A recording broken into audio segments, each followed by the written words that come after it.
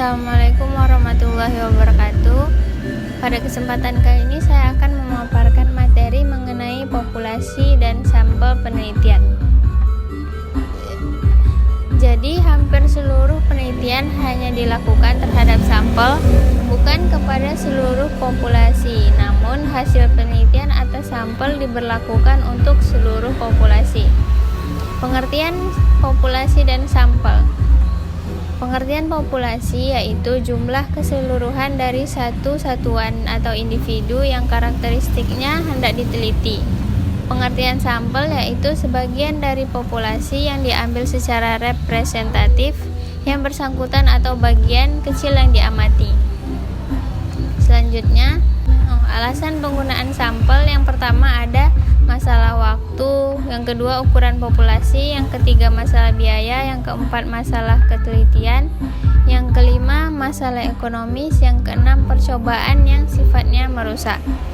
Jadi dengan adanya sampel kita dapat menghemat waktu, biaya, tenaga, kemudian hasil penelitiannya lebih akurat dan proses penelitiannya akan lebih mudah. Langkah-langkah pengambilan sampel. Yang pertama, kita harus tentukan target populasi. Yang kedua, mendaftarkan seluruh elemen unit populasi.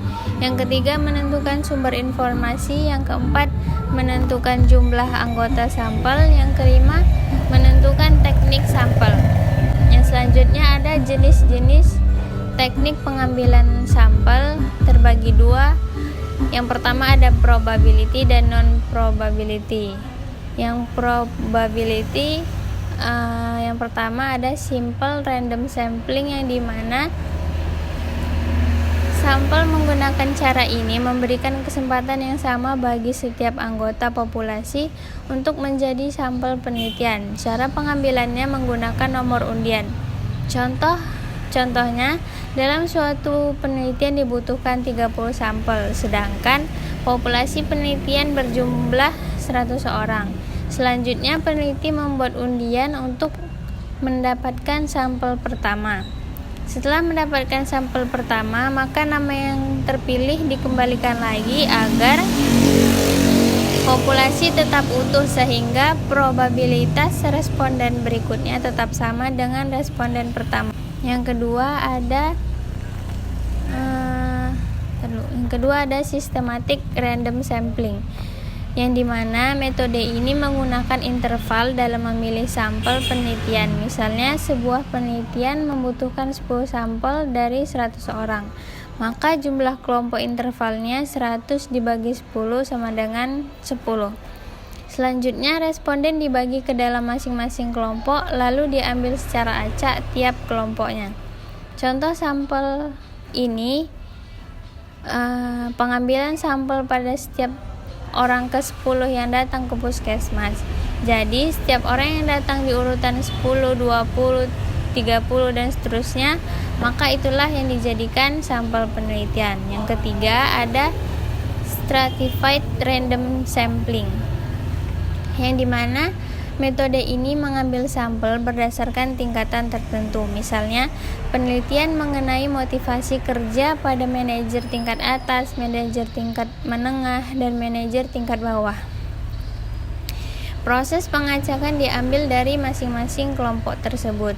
Yang keempat, ada cluster random sampling, yang dimana teknik ini dilakukan secara berkelompok. Pengambilan sampel jenis ini dilakukan berdasarkan kelompok atau area tertentu. Tujuannya untuk meneliti tentang suatu hal pada bagian-bagian yang berbeda di dalam suatu instansi.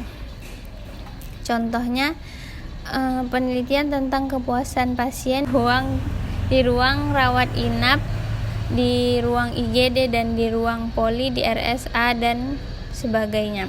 Yang kelima, ada teknik pengambilan sampel acak bertingkat atau multi-stage sampling, yaitu proses pengambilan sampel jenis ini dilakukan secara bertingkat, baik itu bertingkat 2, 3 atau lebih. Misalnya kecamatan, gugus, desa, RT, RW. Yang selanjutnya ada jenis-jenis teknik pengambilan sampel yang non probability. Yang pertama ada purposive sampling, yang dimana teknik sampling ini cukup sering digunakan oleh para peneliti. Metode ini menggunakan kriteria yang dipilih oleh peneliti dalam memilih sampel. Kriteria pemilihan sampel terbagi menjadi kriteria inklusi dan eksklusi. Yang kedua ada snowball sampling, yang dimana teknik pengambilan sampel berdasarkan wawancara atau korespondensi. Yang ketiga ada accidental sampling, yang dimana metode ini melakukan penentuan sampel tanpa sengaja. Peneliti mengambil sampel yang kebetulan ditemuinya pada saat itu. Penelitian ini cocok untuk meneliti jenis kasus penyakit yang langka yang sampelnya sulit didapatkan. Yang keempat ada kuota sampling, yang dimana teknik ini mengambil jumlah sampel sebanyak jumlah yang telah ditentukan oleh peneliti. Yang kelima ada teknik sampel jenuh, yang dimana teknik penentuan sampel yang menjadikan semua anggota populasi sebagai sampel dengan syarat populasi yang ada kurang dari 30 orang. Yang selanjutnya ada cara menentukan ukuran sampel. Yang pertama, ukuran sampel yang layak dalam penelitian adalah antara 30 sampai dengan 500. Yang kedua, sampel berkategori, misalnya pria wanita, maka jumlah sampel setiap kategori minimal 30 orang. Yang selanjutnya, sampel berdasarkan jenis penelitian.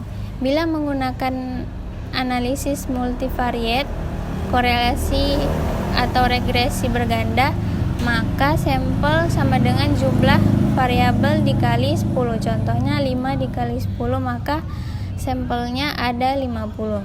Yang terakhir, sampel eksperimen sederhana dengan kelompok eksperimen dan kelompok kontrol.